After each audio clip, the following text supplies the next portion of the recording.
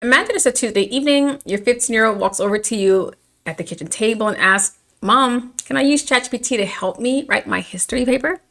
Now, you hesitate a little because if you say no, it feels like you're holding them back from a world that's rapidly embracing artificial intelligence.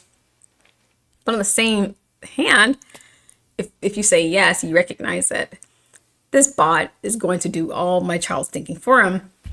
And that's actually not a hypothetical scenario. This is real life as I'm speaking. And that is what I'm here to talk to you about today.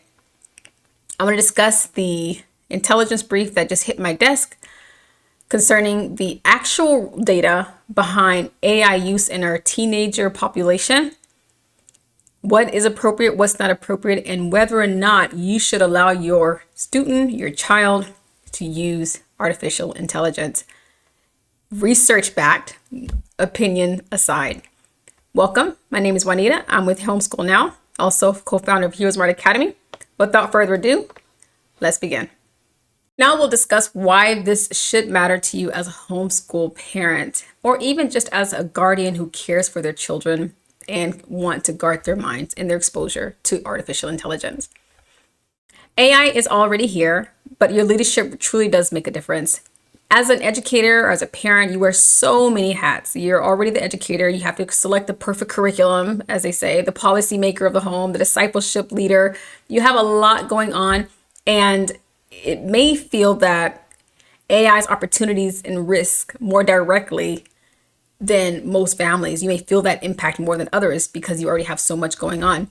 Another reason this should matter to homeschool families is because AI is moving faster than guidance. Students are using AI rapidly, but training, clarity, safety use, policies, all of it is lagging behind the rate at which AI is advancing.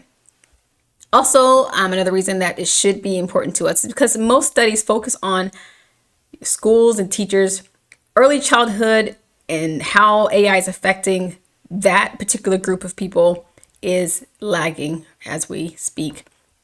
Another reason is because you have an advantage as a homeschool parent or as a home educator due to this advantage we call human in the loop. What that essentially means is you have the human judgment to determine whether whatever AI is communicating with your child is appropriate, is right, is correct, is true.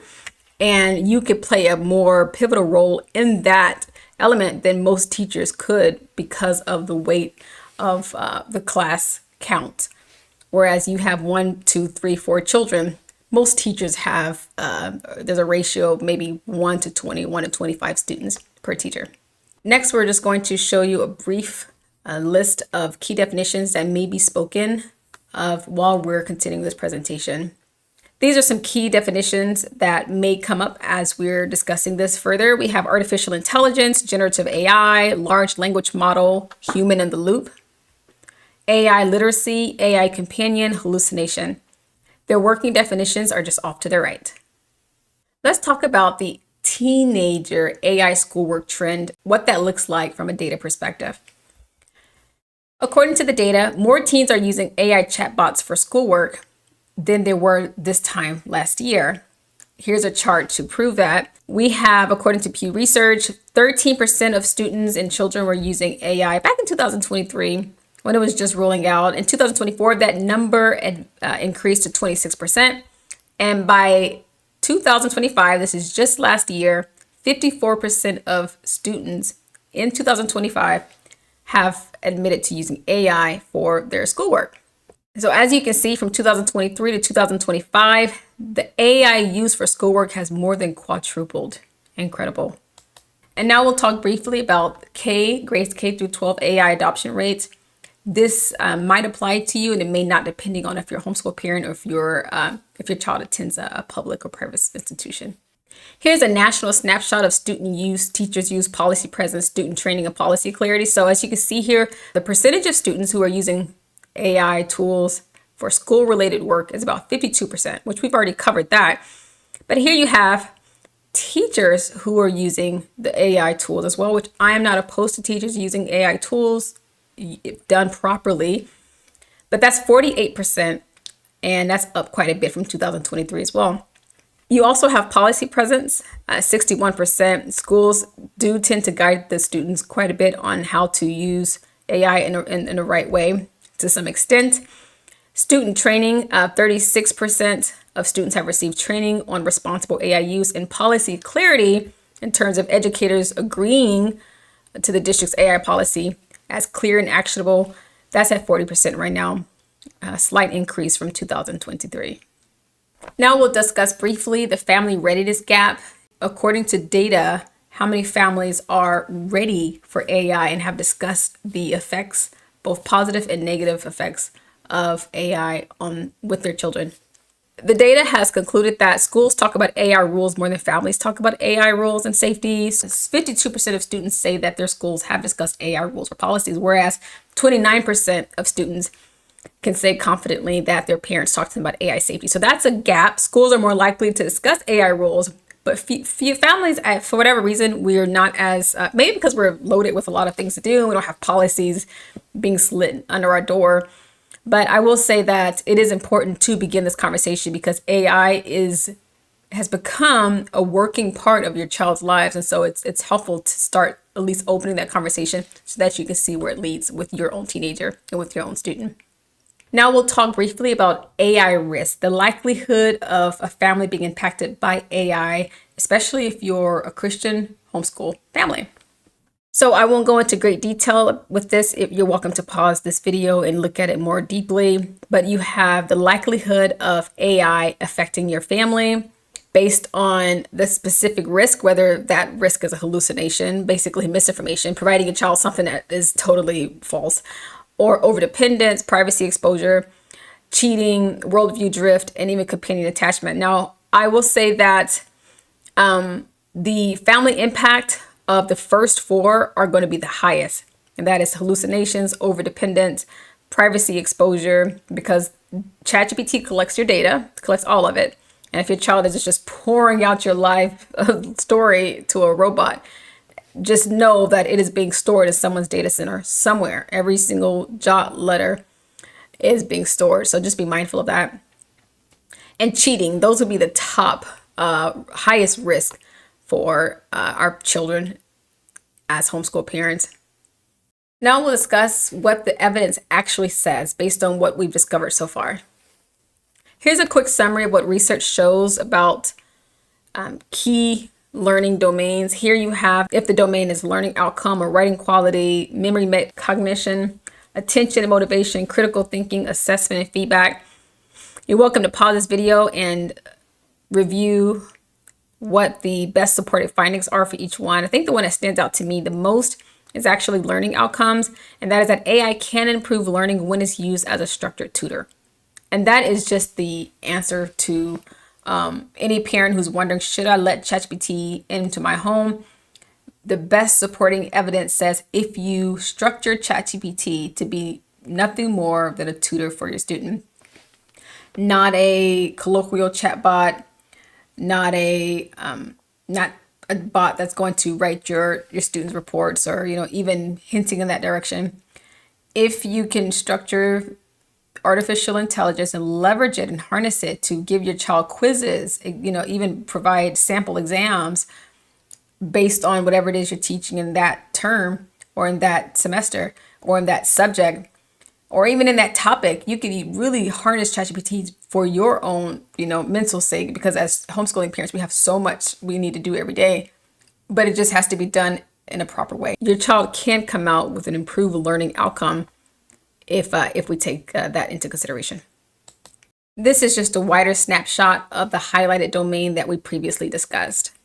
So the learning outcomes essentially state that we have strong evidence that guided tutoring like use is the best use case for students and children between the grade levels, grade K through grade 12. When AI is used as a structured tutor with clear guidance, students can learn more in less time and actually feel more engaged. And the big picture, the big takeaway from this snapshot is that AI can be a powerful tutoring aid when used with guidance. However, not a replacement for real thinking. Here is memory, attention, motivation, and critical thinking snapshot that gives us evidence of what AI is doing to the child's memory and all the different faculties just previously stated, especially designed for homeschool families. AI can strengthen memory, attention, and critical thinking when students stay in charge of the thinking. It's just so important that the student stays, the boss of the robot. This robot should serve the student and the family, not the other way around. There are still some ongoing debates about the use of AI in school and especially for children, school-age children. And there are some areas of consensus. A couple of areas of consensus, for instance, human-centeredness. AI should support people, not replace them. Another area of consensus, age-appropriate. Use should match the child's age, maturity, and developmental stage. However, there are still some areas of legitimate debate, such as, are education-specific tools safer? Or, for instance, how much AI drafting is actually too much? So these are some common questions that are still being debated among the experts in this area. There are a few common misconceptions that parents and students and teachers and experts and policymakers may have, especially before getting access to the data. Here are a few common misconceptions, such as, number one, the main problem is cheating. Pew Research found that 59% of teens think using AI to cheat is a regular occurrence at their school, yet the deeper issues are broader. Insight without effort, authorship, confusion, misinformation. Those are some of the major problems. Companion style use, over reliance on the bot for your emotional well-being. Those are actually the larger problems, not necessarily just cheating. A second misconception, if the answer is correct, learning occurred. People may assume that if the answer is correct, learning has occurred, but in reality, if the answer is correct, it just means that the bot was correct and it didn't spit out false information or misinformation. But it does not mean that learning has actually occurred. So here are a few other AI misconceptions as well. Oh, another one that I want to mention is AI companions are just another version of tutoring chatbots. That is not true. AI companions are not a version of tutoring chatbots. Tutoring chatbots are specifically designed for tutoring students in some domain, some subject, some element of topic. However, chatbots, on the other hand, are designed specifically to be a companion. Those AI companions are designed to support your child's mental, physical, emotional well-being, and that is probably far reaching, especially when your child is still a growing, maturing young person. Christian or not, homeschool or not, those things are less meaningful in the context of whether or not AI chatbots should be used by children and the growing years. Scripture speaks to us what matters most, and that is that Proverbs says many times that wisdom is more precious than gold. The scripture says that in Philippians, for instance, think about what is true, what is lovely, what is noble, what is right, what is pure. The Bible already outlined what we should be thinking about and what we should not be thinking about. It says, do not be conformed to this world, but be transformed by the renewing of your mind. So God has already established an eternal principle of how to keep your mind protected, even in the age of AI. This was obviously written thousands of years ago, but it's applicable in every generation, especially in a generation where AI companions are in your child's right pocket. And so it is important, of course, to above all else, guard your heart with all diligence, because out of it flows the issues of life. And that even includes our children's hearts. We are custodians of these children while they're in our care on this side of eternity. And so we want to take that responsibility very seriously to protect them from the challenges that AI could pose, especially when they're in their maturing years. So a few practical takeaways. The most responsible posture is layered. So if you want to determine what's the proper posture when it comes to AI, simply use AI more for parent preparation than for student preparation or for student use. Increase student use with age. So as the child gets older and they're maturing and they're becoming wiser and more discerning, then their use of AI can increase as well. But until then, I wouldn't do it, not to an extent outside of tutoring. Preserve protected zones. Those protected zones we talked about earlier. Human effort is still important. Make the child write their essay, and then they can submit it to ChatGPT and correct grammatical errors and all those things. And then ChatGPT can teach them what it is they got wrong and why. And that is a skill that they can learn, internalize, and use again in the future. Here's a quick snapshot of AI benefits and risks by age group. Without going into specifics of the stage, an appropriate stage for a child, because the parent, you're still the final authority in this area. However, these are some recommendations based on the data, based on the research.